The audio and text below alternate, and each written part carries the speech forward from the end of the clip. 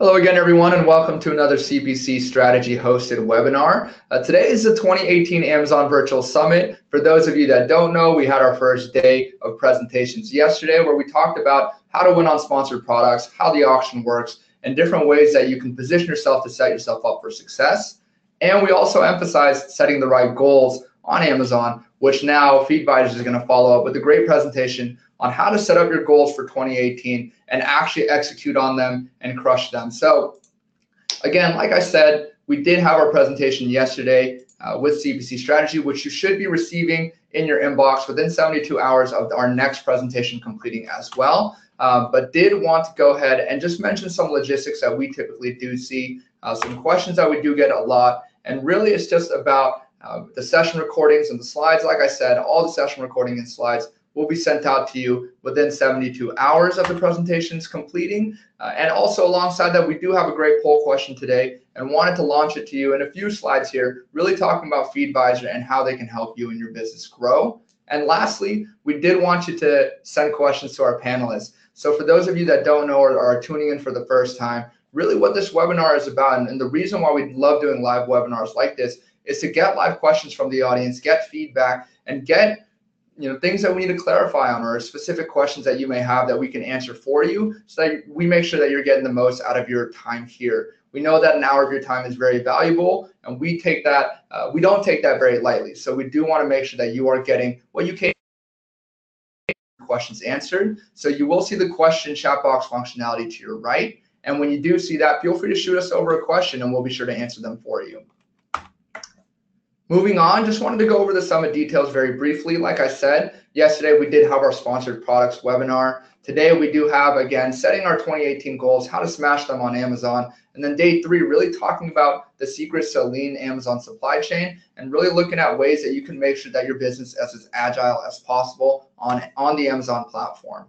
Before we get started, though, did want to mention CPC Strategy. Let us know who we are, or let you know who we are. We were founded in 2007. We have over 400 plus active retail clients, and we have solutions like retail-focused PPC, Amazon sales acceleration, content optimization, Facebook performance marketing, as well as creative services. And over the years, the past 10 years, we've continued to deliver lasting results for our clients, and that's something that we're very proud of. And below you can see our diverse portfolio of clients. But again, really we're focused on the Amazon portion of our service offering as well as for Feedvisor. So at this time, I did want to pitch it over to Aaron and Lautem to talk about Feedvisor solutions.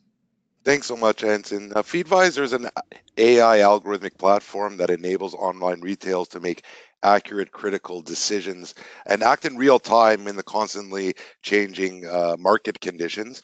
Now, obviously, we have many products and services available beyond our incredible algorithmic repricing solution. We have a smart analytics tool which allows our clients to view and dive in deep to the data that Amazon provides us in order to make really educated decisions when they're planning. And of course, our new smart scouting tool, which allows us to scout out new potentially profitable products with the unique ability of forecasting potential sales on the ASINs that you're searching. Yeah, definitely. And like you said, obviously the tools you offer, algorithmic repricing, smart analytics, smart scouting. At this time, did want to launch a quick poll question. Really, if you do have the need to learn any more about Feedvisor solutions, whether it's the algorithmic repricing, whether it's the smart analytics, or you just like to see a product demonstration, definitely participate in the poll question. And again, it'll help us figure out how we can help you better and send more resources your way, either throughout the presentation or as a follow-up as well. We are collecting some poll responses. We'll let this run for a little bit longer. But yeah, again, like Aaron had mentioned, a lot of great solutions that Feedvisor offers, and something that we also do recommend you checking out as well. Obviously, a reason that we partner with Feedvisor is because we know that they deliver and have great resources and solutions. So again, going to let this run for a little bit longer. But yeah, this is, again, something that we would heavily recommend for those that are interested in getting some sort of solution as well. And okay, looking to close out the poll in about 5 seconds here. Just looking to get some last minute or last second, I should say, people participating in the poll. All right, great. Go ahead and close it. for this time. And like I said, if you were interested in some of the other tools that Feedvisor has to offer, we will be looking to reach out either throughout the chat, throughout the presentation, or after the webinar as well. But now that we did talk about, obviously, the tools, the companies that are presenting, did want to mention the speakers today. Obviously, you just heard Aaron speak about Feedvisor, but we also do have a lot of them as well from Feedvisor. I will go ahead and turn it over to the both of you. Get the presentation started, but also tell us a little bit about yourself. Fantastic. Thanks so much for the introduction, Anson. As Anson mentioned, my name is Aaron Ellis. I'm a technical account manager here at Feedvisor. I've had the luxury of working with many multi-million-dollar sellers on Amazon over the last few years. Obviously, gained a ton of knowledge and bounced a lot of interesting strategy and methodologies. And basically, what I'm hoping to do today is share some of that information I've been able to amass over the last little while and share it with everyone attending. Thank you, Aaron. So my name is Lotem. I joined Feedvisor about 9 months ago. I'm an industrial engineer by education. I was a planning and control engineer as part of my career. And I was always also a strategic consultant for a top-tier consulting firm. So with that, what I'm doing today in Feedvisor is that I'm developing different methodologies to do more strategic and to enable more strategic decisions for our customers. And I work very closely with our account managers to make sure that our clients get the strategic insight and understand what their business is doing, how it's behaving, and actually take this strategy and make it something that they can work off as a day-to-day operations. That's fantastic. So let's kind of dive into what we're going to be discussing today. We're going to be going over several or a way to develop and plan for your 2018. Now, what we're going to be covering is both theory and some practical measures as well. So we'll be starting by understanding exactly how we plan, diving into setting goals, initiatives, and ultimately really understanding what, why, and how we're going to tackle some of the issues that we will bring up. Now, as I said, we're going to discuss this on a theoretical level, but we're going to use kind of a business case that we've experienced before. We will describe it on a high level, but we're going to dive right down into the how and isolate a couple initiatives and show it exactly how we tackle it towards the end. So once we do that, we'll also discuss obviously the prioritizing and the assessment of where to put your priorities. So moving forward with the agenda, as I mentioned, is we're going to have a little bit of a use case today. And what we're going to be talking about is a company called OMG Electronics. Now, with the company OMG Electronics, before we get into the use case itself, we need to discuss, in order to talk about the future, we need to realize where we came from. So when it comes to moving forward the future, let's discuss a little bit happened in 2017. So, in 2017, was a pretty successful year for us. We've been able to develop our margins, move forward, had a lot of progress in the development of the markets. We saw that many opportunities are coming up for 2018, but we really want to dive into the challenges and issues that we faced in 2017 and how we're going to address it here in 2018. So in order to do that, let me give you a little bit of background of OMG Electronics itself. So the seller, OMG Electronics, has been in e-commerce for 5 years. They've been growing steadily year over year. Profit margins were really up this year, but one of the problems they saw that sales were a little bit lagging. The seller in this example has about 10,000 SKUs, and the majority of items are fulfilled by Amazon itself. Slow-moving items or non-moving items themselves represent 50% of their inventory, so they have a big issue they need to take care of there. Selling electronics with rate of return of between 10 and 15%. So anybody that sells electronics in this webinar totally understands what a tough field that is, and returns of that level has a large impact on the bottom line. And ultimately, the seller is competing mainly for the buy box, so no real private labels. But we're thinking about investing into private labels in the future. So this is kind of where OMG Electronics came from. This was a little brief wrap up of how 2017 came to an end. And on 2018, we highlight here sort of sales, growth decreasing, and our 50% slow movers. We see these as major issues coming into the 2018 year, and really, we believe a little bit of low-hanging fruit that we can address coming into this new year. So now that I've given you a little bit of background, Lotem's going to dive in a little bit and explain how we get from A to Z with the methodologies. All right, thank you very much, Aaron. So with this in mind, let's remember we saw all this background on OMG Electronics, and we're actually thinking, what is the main goal for 2018? And you're also probably asking yourselves, what is my goal for 2018? We're already in February. Where do we want to be by the end of the year? So OMG Electronics decided that they want to increase their total profits by 20% by 2018. Now, how are they actually going to do that? It's something that sounds quite ambitious, to be honest. But actually, if you start to slice and dice and actually come to the actions that you want to take in the end of the day, this is actually something that is feasible. So let's see what OMG Electronics wants to do. First, let's put a framework together, because if we put a framework together, it would really help us understand where we want to get to and how we're going to get there. So let's start with the why, okay? And we always need to ask ourselves the why. So why are we doing this? For us, it means what is the intent? So whatever we're doing, okay, we need to understand and know, why are we doing this? And I think, a lot of you probably also saw the Simon Sinek lecture, also one of the best ones. You really need to start with the why and understand it. Once you understand why you're doing what is your intent, you need to understand what do you want to achieve. Because apart from understanding, why, you need to understand what are you going to do? What are your goals? What are you trying to achieve? Now, once you know your intention and you know your goals, you need to understand is the how. How do we actually get there? Because, it's all great in theory to understand, why am I doing whatever I'm doing? What are the goals that I have? But I also need to understand the plan and how are we actually going to execute on what we want to do. So if there's anything that that I would like you to get out of this lecture, this presentation, is to think about this framework. It's for everything, by the way. It's not just for planning. Why are you doing what you're doing? What exactly are you going to do, and how you're going to do it? If you think about it this way, it's going to make your life much easier, because if you know where you want to get to, this is already half of the work. So with that framework in mind, let's start with OMG Electronics and let's think about the why. So OMG Electronics has three main intentions for 2018. The first one is that they want to focus on high-moving profitable items. Remember, our main goal is to increase our profits by 20%. The second objective that we have is to enlarge the offering of new items.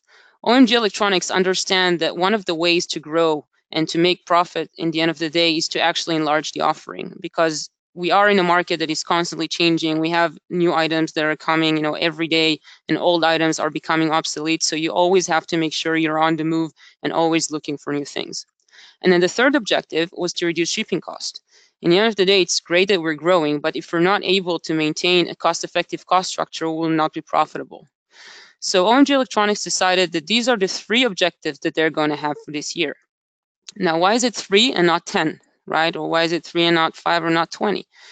You always need to remember that you have some capacity in your business. And when you're choosing to focus on a few things, it means that you are defocusing from other things. And focus here is something that is very important, because throughout the year, OMG Electronics for sure is going to see a lot of things that are going to come on the way. And maybe there's going to be a marketplace that will be growing, and they would say, oh, you know what, we want to go into that marketplace. But guess what? That's not one of the main objectives. So this is something that, if they know that this is not part of their focus plan, this is maybe not something that they should be doing. And actually, Warren Buffett said it, and he said it really well. He said, do a list of 25 things that you would like to achieve. Now choose the 5 most important things that you want to achieve.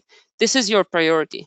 And for the rest of the 20 things that you want to achieve, take them out, because these are burden for your day-to-day things. If you're going on a regular basis with 25 things to do, then that means that a lot of your effort and energy is going to be on things that you should not be focusing on. Okay, so once again, our company, OMG Electronics, is going to have 3 main intentions. What we're going to do throughout the presentation. Before we move on, sorry, I wanted to kind of touch on that. We did have a question coming in from Kevin here, and he was asking, so I think you kind of hit it right on the head in terms of the number of goals that you should kind of have in mind. But he was asking, so is the ideal number kind of that 3 to 5 range? like I said, I know we're going to break down the goals even further in terms of how to actually make sure that they're actionable. But again, yeah, that is kind of a crazy number sometimes to think if you have 10 plus goals. So is that perfect range that you would typically recommend? I think first, I think it's a great question. I think this is something that you should really think about your capabilities and what you can actually do and achieve. And I'm going to talk about how do you set your goals exactly. And I think probably by the end of the presentation, Kevin will get a bit more understanding of what it means for each one of those goals, because there's a lot of effort that is involved in actually achieving each and every one of those goals. So it's a really good question. I think that also every company has its own capabilities and energy and a lot of things that are happening around them that, some can say, okay, we want to focus on 2 things, and a different company would say, we want to focus on 5. But what you need to remember is that whatever you're choosing, this is something that you're going to execute upon. So you need to make sure that you actually have the energy, capabilities, resources, and the market, that is going to help you get there. Yeah, I totally agree with Lotem. Just to sort of echo her sentiments on that, is it totally comes down to a capability question, because it's a matter of stretching yourself thin. If you're stretching yourself thin, you're running in circles, and you're not really making any progress. You want to do something. You want to do a few things, and you want to do them really, really effectively. Some people may be able to do 10 things. Some people may be able to do 1. So it really, you have to understand yourself, and depending on the size of your business as well, you have other people who may be able to help you with certain tasks. So yeah, just echoing exactly what Lotem said. Thanks, Aaron. Okay, so let's move on and see how we start to slice, open up those things kind of like an onion for each and everything that we're doing. So what we're going to do is that we're going to focus on the first part, which is focus on high-moving profitable items. And for what we're going to do in the rest of the presentation, of course, we can take the other 2 intentions that we have and we can open them up as well. But since we have a limited time, we're going to focus on the first one. So remember, we have the first one, and the second part of our framework is to understand what do we want to achieve. So we want to set up our goals for that specific intent. So by the way, the fact that we have goals here is that because actually I'm missing a soccer practice right now. So this is my way of missing my soccer. But actually we go into goals, and we want to set SMART goals. And what are SMART goals? So SMART goals are, we have the 5 different letters for this. They need to be specific, measurable, achievable, realistic, and timely. And going back to Aaron's point about saying something that is realistic and something that is achievable, it's something that is really dependent on your capabilities and your resources to achieve it. So if we start with the S means what do you want to do? So your goal has to be specific, because if your goals, if your goal is going in the air and is not very specific, then you will not really know whether you're achieving that or not. And I go to the second point, which means measurable. So how will you know when you've reached it? So that means that every goal that you set has to be something that is measurable, that you actually, if you can give a number to it, if you can give a value, if you can give a range, something that you can measure yourself against it, and you can measure your progress and see whether you're at the right direction or not. Because later on, it's going to be very important to change your course if something happens along the way. The third part is the achievable. So is it in your power to accomplish this? And yes, this is a tough question to ask, right? So, and I see that sometimes we also, we can give our employees different goals to achieve. And if we give them goals that are not achievable, they're never going to reach them. Okay, so there might be in a situation where they say, this is something that is completely unrealistic. I'm not going to make it, and they lose motivation.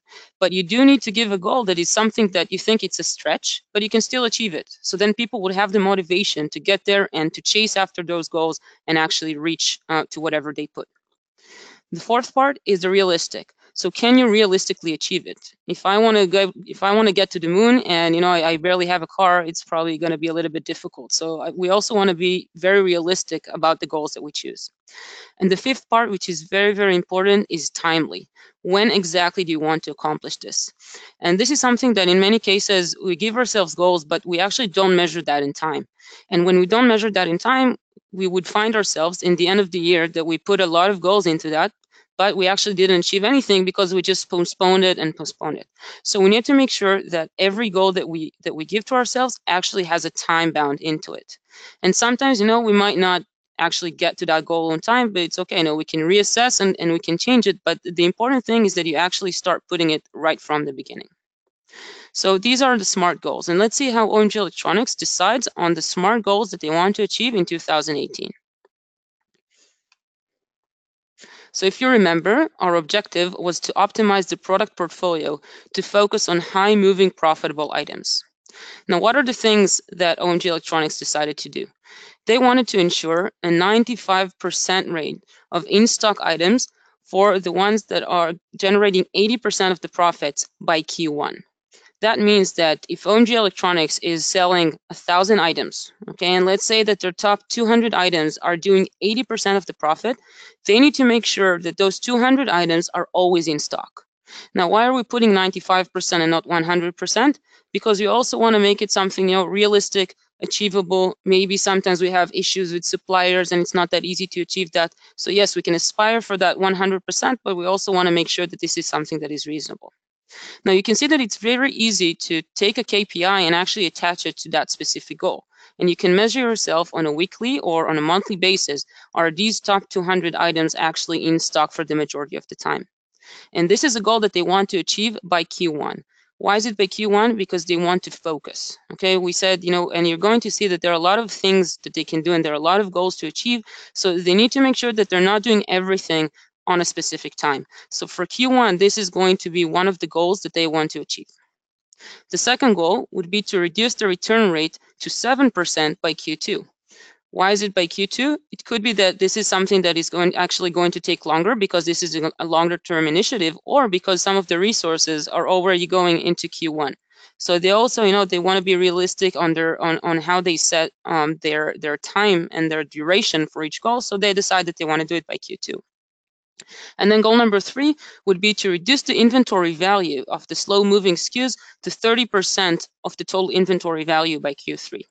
And I can tell this is something very interesting that we started to see with a lot of our customers, is that when we're looking at the inventory value of their fast movers and the slow movers, a very big deal of the inventory value is with the slow movers.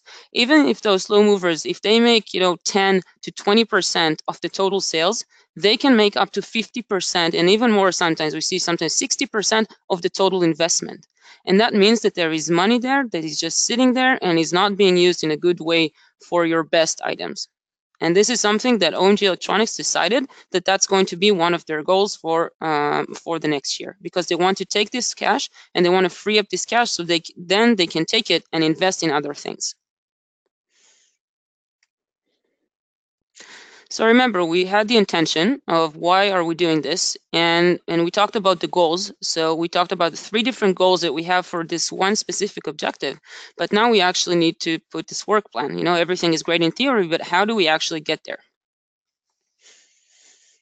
Yeah, so that's where I'm going to jump in and try to provide some information. How do we and I'll do that again. That's where I jump in and address this information of how we, get from this theory and actually apply it in the real world. So what we want to do is we want to list out some initiatives in order to achieve our goals. So what we've gone and done is we've listed out 4 initiatives that will help us achieve our goals.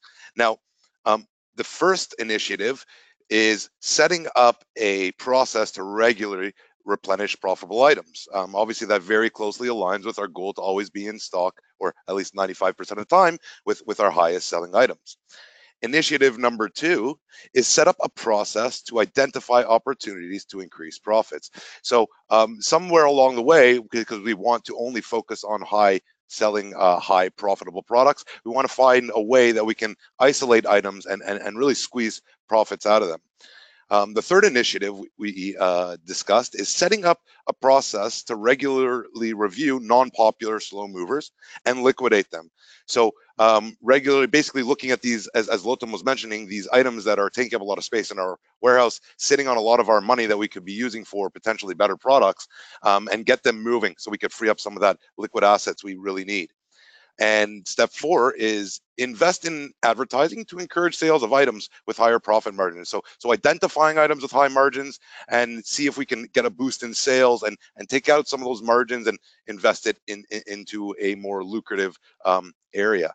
So of these 4 initiatives, Yeah, sorry, did you want to jump in Sorry, there? Aaron, I wanted to interject there because I know we were getting a few questions on this, but I think Initiative 3 that you mentioned is a really great point, and especially because I know some of the questions coming in, especially when a lot of them actually mentioned just inventory and that being one of the goals. That is a big issue for people on Amazon because not only are you potentially storing it in your warehouses, but you're potentially storing it in Amazon's warehouses where obviously inventory fees can rack up if there are slow moving products. So definitely getting some good responses from people talking about Initiative 3 really hitting home. So yeah, it's a major issue that it plagues every single seller on Amazon, and it's a matter of getting that nuance of having old items out, new items in, and keeping the top ones replenished. And not coincidentally, we're actually going to dive into this a little bit more specifically on initiatives 1 and 3. So by addressing 1 and 3, we're also going to indirectly address initiative 2, which is find opportunities to raise margins, because we're going to be able to raise some margins to make sure we're always replenishable. And I'll get that into a little bit deeper right now. So let's talk about initiative 1 first, setting up a process to regularly replenish our profitable items. Okay, now what we want to do is always have a timeline. As Lotham said earlier, very, very important that we try to stick or stay as much on that timeline track as possible, or we'll never get done because things are always going to drop on our lap. So we got to be focused and we got to have a deadline for it. We need an owner. So if you're not going to be the one personally working on these initiatives, you need to designate someone, and whether that there will be several teams, several components to the process, one person is going to answer and be responsible for those KPIs and those sort of constant measurements along the way. And at the end, the resources, what tools do we have at our disposal to help tackle these initiatives? Okay, so let's dive right into 1. Let's see how we can go ahead and focus on getting all our best-selling items and being replenished 95% of the time. So with this initiative, it sounds really tricky because it is a fine nuance to replenishment, but I think one of the first things we got to do is again focus, right? So let's say I'm OMG Electronics, they have 10,000 SKUs. Where do I focus my time? Where do I identify the items that are our best top sellers? Well, we could obviously look at the very easy bottom line profits that our items have brought in for an X amount of time. But one very general, quick, and scalable way we can do that is kind of lean back on our 20/80 rule. So the 20/80 rule is that 20% of our SKUs are responsible for 80% of the entire storefront's profits. And this rule, I mean, obviously give or take percentages, is pretty evident across the board with many sellers out there. So if we lean on that rule to begin with, we can immediately focus on, let's say, the only 2,000 first, the 2,000 items that are you probably only have 2,000 items that are selling of those 10,000. So we can immediately throw 8,000 aside and look past them. So we can only focus on those. And then we obviously look within those. We look at the profitable ones, because if they're moving and they're moving at a negative profit, well, that's in liquidation mode. So we don't really need to worry about replenishment on those. So then we're left with a very small batch of our 10,000 SKUs to focus on. Now, once we have that batch in there, we want to create a system. And the system that I like to practice works on the lead time, and also, of course, weekly monitoring of your sales or the velocity rates of a specific SKU. So what we will do is we'll isolate these 20 items, these top 20% items, and within those, only the profitable ones. Okay, and this equation that you're seeing on the top left of this PowerPoint, it will allow us to calculate how many days we anticipate to be remaining in this stock based on the current sell-through rate. So what we do is we take our current quantity levels, we divide that by a 7-day velocity average. So how many sales am I getting per day on the last 7 days? Okay. Doing that simple equation will give us an estimated days of coverage. So that will tell me, I will have 10 days left at this current sell-through rate. Now, as long as I'm fully aware of what it takes for me to get my product to my supplier, my supplier's product to the FBA center or to my in-house FBM center and fulfillable, I will always be able to make sure that I am working within those time range. So, for example, if my lead time to be fulfillable is 30 days. I do this calculation and I see if I'm going to be running out of stock this week in 28 days, I'm going to jump on and top up within that week to make sure I'm fulfillable for the next 30 days. And I think something that's very important about this process is the constant weekly checks, because the demand of an item or even the competition of an item can change on a dime. I'm sure we're all very aware of this. So it's important that we look at a 7-day average velocity, and we check this on a weekly basis, because in a moment's notice we could be halfway through our stock if someone's talking about our product coincidentally, if there's been promotions on our product, or if every other seller might have dropped off and all of a sudden you have 100% buy box and it's changed the landscape. So what you need to do is constantly reassess every week with these 20% items. You run this equation on all your products, and then you can very quickly see, am I going to be within my lead time, or do I need to get more products in there? And you're here at Feedvisor, when we work with our clients, obviously we have the smart analytics tools and reports that provide that information available. But if you are working and don't have the liberty of having some software to assist you with this process, you can put this equation on an Excel sheet, and what you could do is literally just plot in your velocity, which is your average for 7 days in one spot, plot in your quantity level, and then it'll literally spit out the numbers right there. And you just look at your days. Anything that is below 30, let's replenish that right now. But something you also need to be aware of is that now you have a new velocity rate to consider. So when you're replenishing, if we're seeing steep jumps, there is some sort of assessment. Is that a fluke? Was that an anomaly, so to speak? Or is this kind of the new norm? But when you do see a peak, you do have to keep that into account when you're ordering. So let's say I had 30 items this week, or this month. 30 items would cover a full month, so a sale a day. But all of a sudden next week, my sales jump up to 2 a day. Well, with a little bit of insight, and it's depending on how much time and what your focus is, you would dive in and see, was the competitive landscape change? Did I have 4 people I'm competing with and now I'm the only one?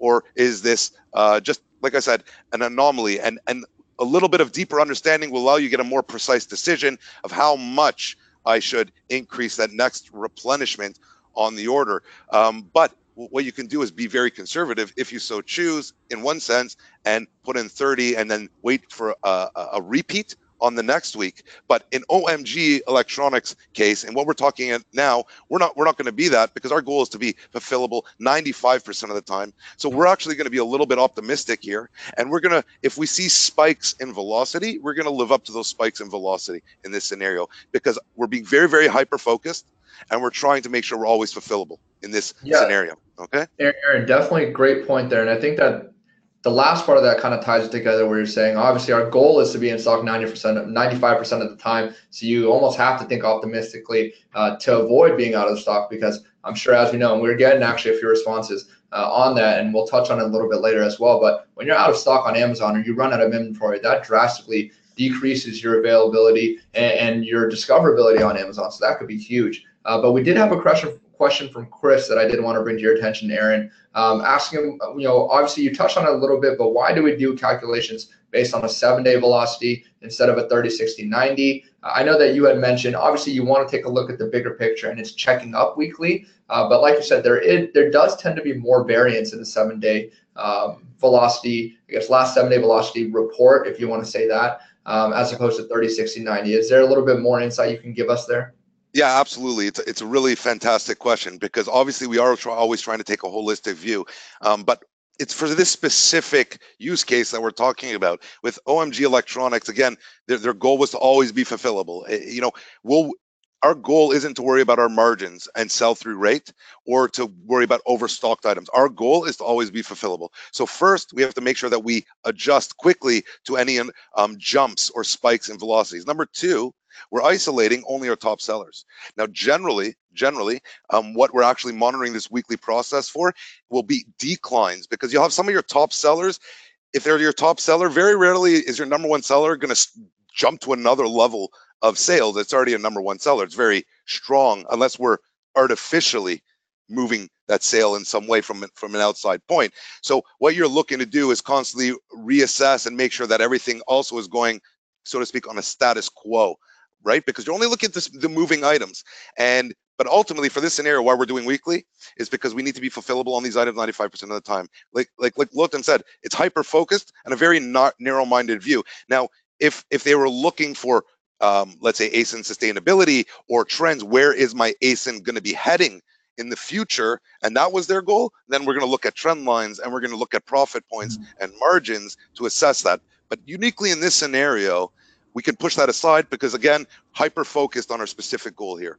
Yeah, great. And I think that fact is the one constant that really pushes home that the goal is so important, the setting the right goal. Because like you said, you could be wanting to achieve the same thing in terms of, obviously we don't want to be out of stock, but if our goal is hyper focused on wanting to be in stock 95% of the time, there has to be that sort of factor that kind of plays into it. So I love that you tied that in. I also wanted to, I think I accidentally clicked the screen right there, so I might have kind of given a sneak preview of what you're going to talk about next, but wanted to give you a little heads up there, Aaron. Perfect, thank you. Yeah, so just below where you see raise margins to slow down velocity, this is a great tip too. So sometimes, as Lotan mentioned, we have shipping issues. The truck doesn't get on time.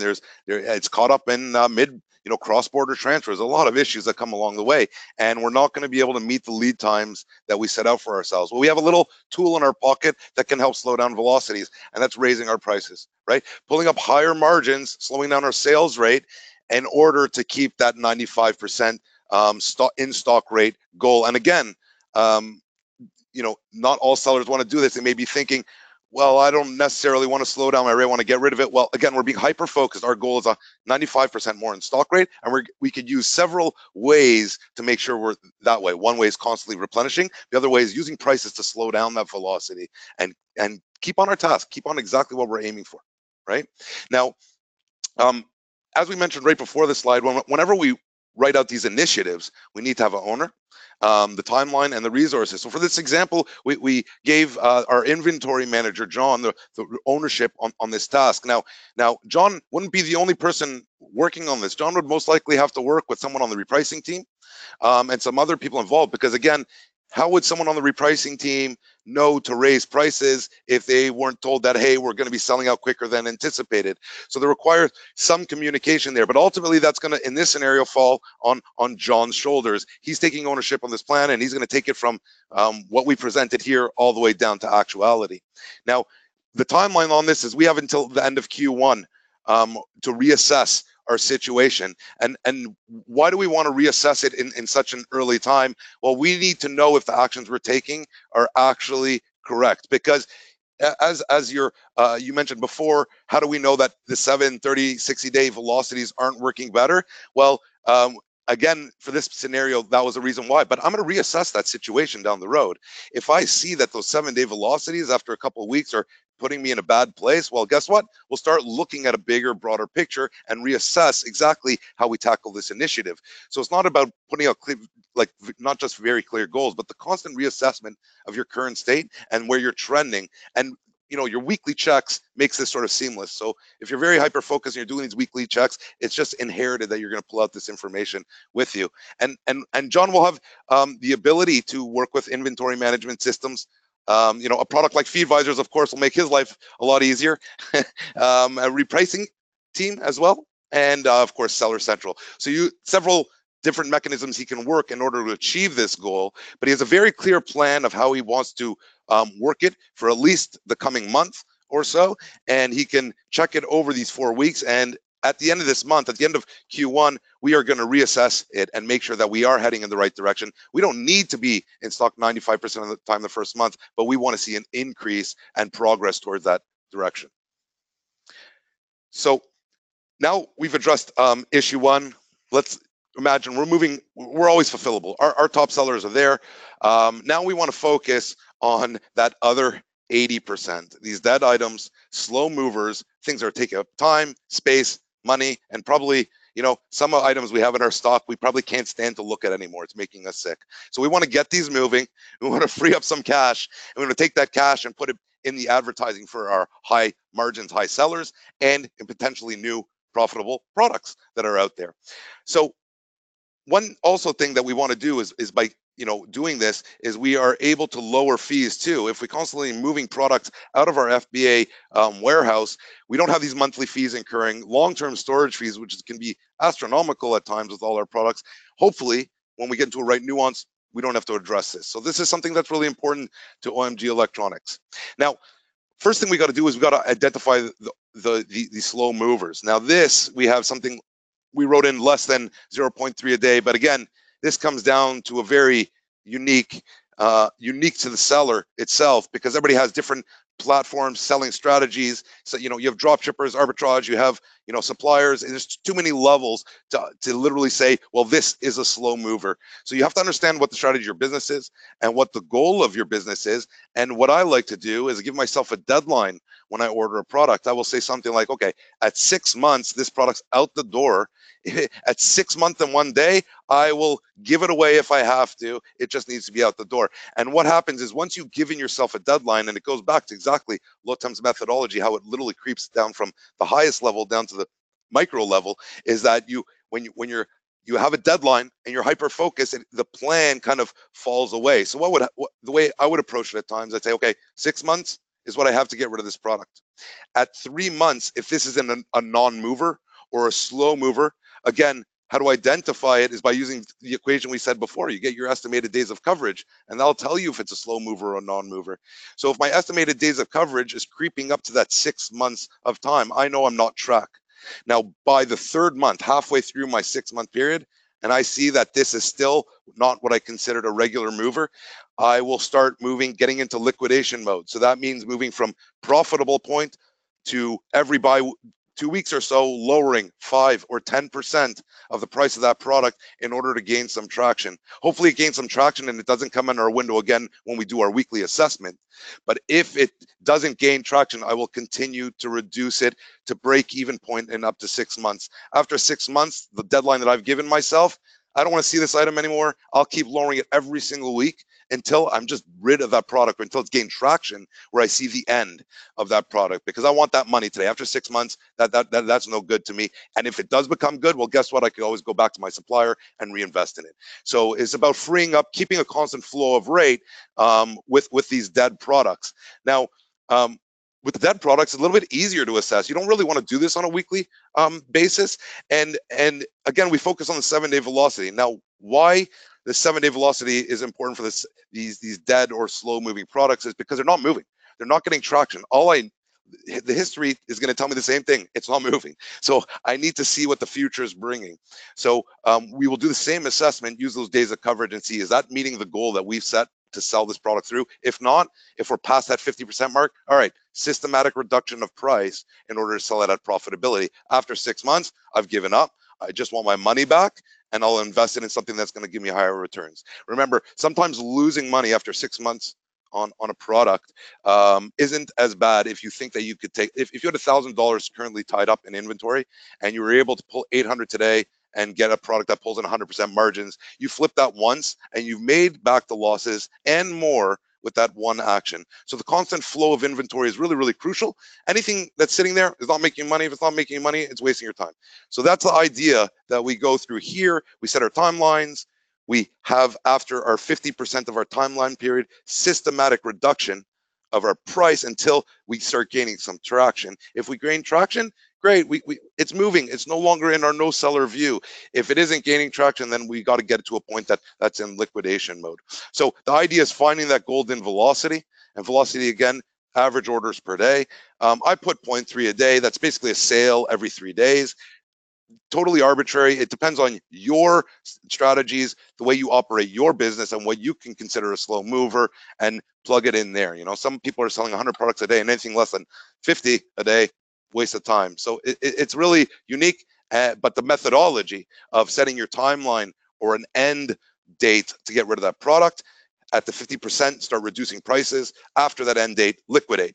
That strategy will very much help us free up cash flow, get items constantly moving, and lower storage fees for us. And what does that do? It tackles our main goal, which is to increase our bottom line profits and to raise our higher margins, because the items that have these margins on, they're not selling, so they're not affected on my margin selling rate. I'm just going to take that money and reinvest it in those higher margins. So more focused, more moving inventory is really the key here. Now, again, when we outline this, got to attach an owner and a timeline on it. So we're going to have our repricing manager, Jill, head this initiative, because the slow moving is going to be, or the movement is going to be affected through the price traction. Of course, you know, some people say, well, what if I advertise? That could also get it moving. Yeah, that's definitely a possibility for you. But we, based on historical data, we don't have any proof that people are interested in buying this product. And two, your margins have to be substantial enough to eat that advertising cost for it to be worthwhile to move it. So a little bit deep diving on the advertising standpoint, but definitely available. So ultimately, it's going to come down to your price points when you're liquidating. Now, again, you need to review this on a bi-weekly, maybe even once a month. And why? Because they're slow movers. They don't move. And all you really want to do is just make sure that they're starting to get traction. This exercise should take you about a half an hour. Once you get it all set up, like let's say on your Excel sheet, that you say, do I have traction? You know your minimum acceptable velocity, right? So once you look at it, you highlight them. Okay, these ones I'll ignore. These ones aren't moving. Lower price everything by 5%. So really scalable, huge chunks, and getting things moving in a matter of minutes once you set yourself up to win, so to speak. Now, what tools does Jill have to work on this? They have the repricer itself, obviously, sales information, the sales data, because the sales data is going to allow us to see the velocity, how many items we're selling a day. Really crucial. We have zero. We want to get it from zero. And inventory levels. Inventory levels will allow us to start our focus. So if you really have an overwhelming amount of inventory to start moving, get the ones with the highest quantity that's just sitting in stock first. Start ticking away at those first, and you'll be able to get that product moving. The idea is once you go, you know, the startup is going to be rough. It's laying the ground work for the future. But once you get that nuance of having deadlines on the replenishment and on fulfillment, the idea is a constant moving, well-oiled machine where nothing is sitting without a purpose, right? And that's the whole idea, is having that money roll over, because if not, you might as well put it in the bank and collect commission on it. All right, thank you, Aaron. So we can really see a hands-on approach into each and every one of those initiatives that we decided to put in place and the actual execution plan that we can do for each and one of them. Now, remember at the beginning, we were asked a really good question of how many objectives do you actually want to put on the table, right? If you think about it, we put 3 different objectives, and for each objective, we can put 3 different goals, and then for each goal, we can put a few more initiatives. So it actually can come down in the end that you would have 12 different initiatives to do in a full year, or even 20. So then this is, you know, it's becoming a big number. So then you need to ask yourself, how am I going to prioritize? Because of course you cannot focus and you cannot do everything at once. So if there is so much on the table, how do you actually prioritize? You can think about it, you know, am I going to prioritize based on urgency? Are we going to do that based on the impact that we estimate that it will have in our business? Are we going to do it based on the financial investment that we'll need to put together? Is that going to be based on duration of this whole effort, or, you know, the actual effort that is required? So we're going to show it's a very, very simple thing that you can do in order to prioritize those different initiatives that you have. So we chose to look at the impact versus the effort. And if you think about it, we put on the x-axis, we can put the effort, and on the y-axis, we can put the value. So if you look at the high value and low effort, you know, these are your quick wins and the low hanging fruits. Basically, a little bit of effort is going to bring you tremendous value. So you can ask yourself, you know, why aren't you doing this right now? So think about all of your initiatives together. Think about the different goals that you put together and the different timelines that you've put together, and think about what are you going to start with. Okay, because if this is a quick win and that's going to bring you high value, start doing it right now. On the other hand, you can have things which are high effort and high value. These are the things which are more strategic and require more planning. And this is something that you really need to break it down. So for example, if you remember, one of our goals was to look for new items. So let's say that OMG Electronics decided that electronics, you know, there's too much returns, there's a lot at stake. They would like to diversify into a new category. If they want to diversify into a new category, that means they're going to need to scout for new items. They're going to need to find new vendors. They're going to need to learn about this category. There's a lot to do. This is an initiative that is something that is very, very strategic. So yes, these are things that you need to do, but they also require high effort. So the strategic initiatives are the one that you're going to put over there. On the bottom left part, these are the low effort and low value. This is kind of like the forget it types of things, there's not going to be a lot of value into it. However, it's low effort. So if you think about Friday afternoon, you're out of energy, don't want to think too much, you can do something, a little bit kind of like a robot. Takes those initiatives, do them on a Friday afternoon. Doesn't require a lot of effort, there is some value into it. The last ones are the thankless ones. These are the ones that you're going to be putting the most efforts in, but they're going to show you low value. So think about it. Think about the different things that you're doing on your day-to-day operations, or also it could be those different initiatives that would actually require a lot of effort, but in the end of the day, you would estimate that they would not bring you a lot of value. If this is a type of initiative or a type of goal that is something like this, take it out. Okay, don't even think about it yet. You have a lot of things that you can do before that would require much less effort and would bring you much more value in the end of the day. So once again, take all of these different initiatives that you put together, prioritize them, and then this is something that would help you to decide what you're going to do first and what you're going to do afterwards. So with that, we would like to summarize what we've seen today. So we talked about setting your objectives for 2018. We're already in February. It's still the beginning of the year. There is a lot to achieve and accomplish this year. So set up your objectives. Make sure that you decide on goals and target, and make sure that they are smart. Okay, that they are something that you can actually achieve, that they're reasonable, time-bound, measurable, and reasonable. Also, make sure that you identify and prioritize your different initiatives. The prioritization part is very, very important, because one of the things, the most important thing to do is learn how to say no. Understand that you cannot do everything at once. So make sure that the things that you are doing and you are focusing on are the ones that are going to bring you the most value. And then the last part is review your progress versus your target on a bi-monthly basis and adjust the plan where needed. In many cases, we start doing different initiatives, and then just reality kicks in, and then things happen, and then the kid might be sick, or one of the employees just quit, or different things like that. That actually their impact in the end of the day is that some of those actions and initiatives either are going to be postponed, or we cannot do them right now, or we will have to do them differently. So always make sure that you review the way that you progress and that you adjust it if you need it. They said that every plan is a basis for change. So yes, it's a basis for change, and there's change all the time, but it's the best thing to actually have a plan. That's exactly it, Lotham.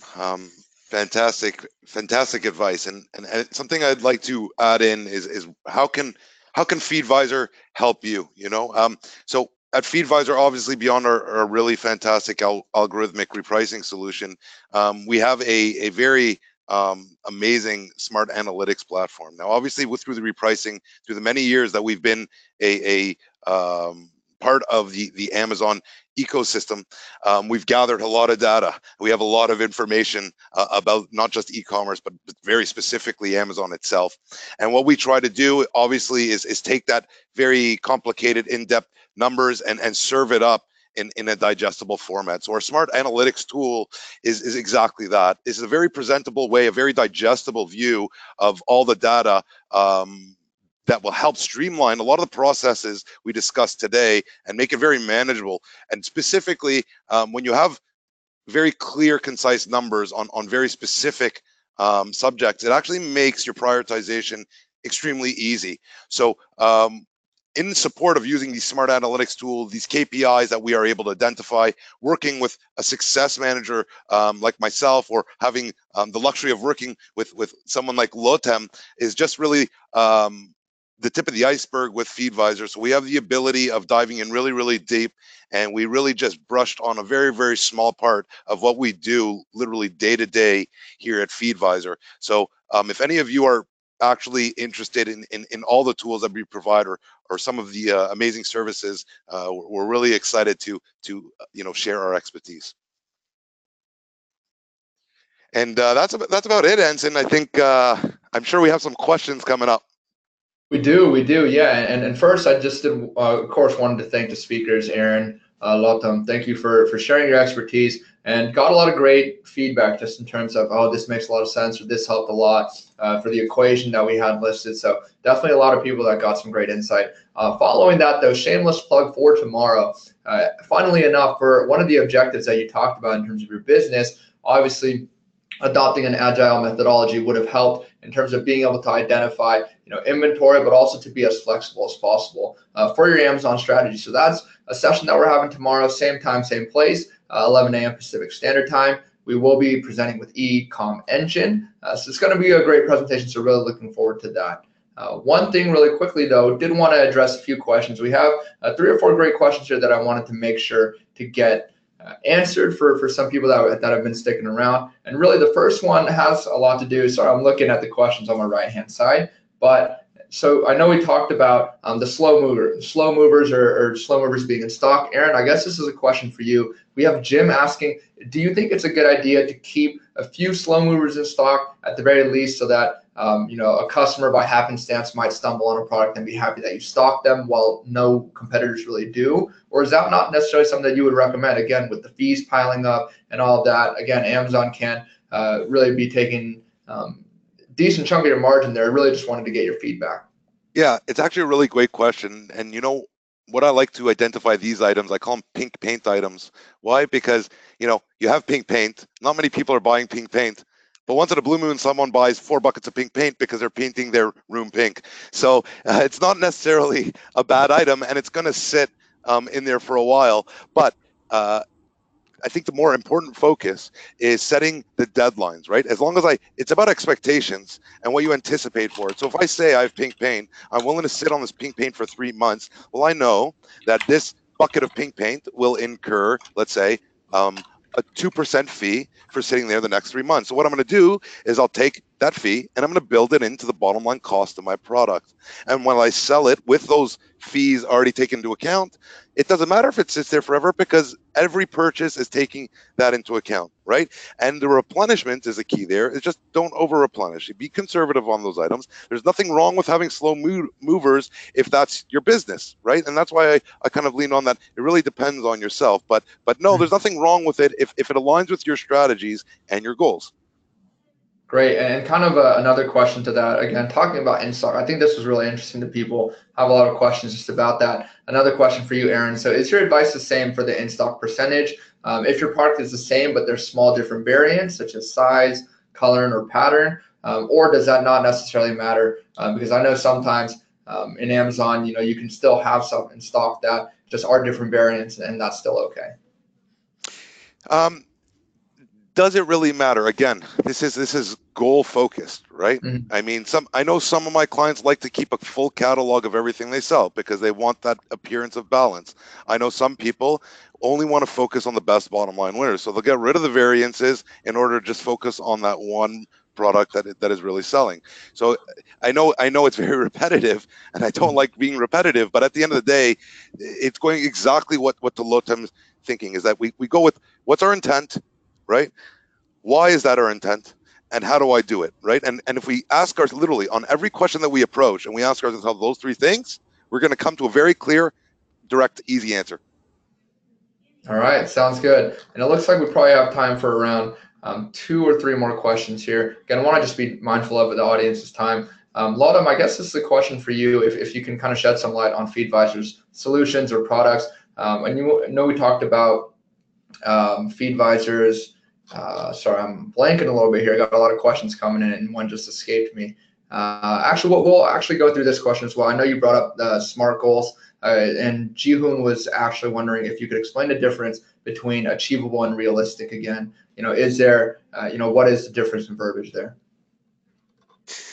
Right. So it's a good question. I think sometimes, we tend to mix both of them together, and it could be a matter of phrases, but achieve that you think you can achieve. Okay, so and I'll give an example. So let's say that we sold 10 items from something. Okay, I'm going to give a very low thing. Okay, not a big objective.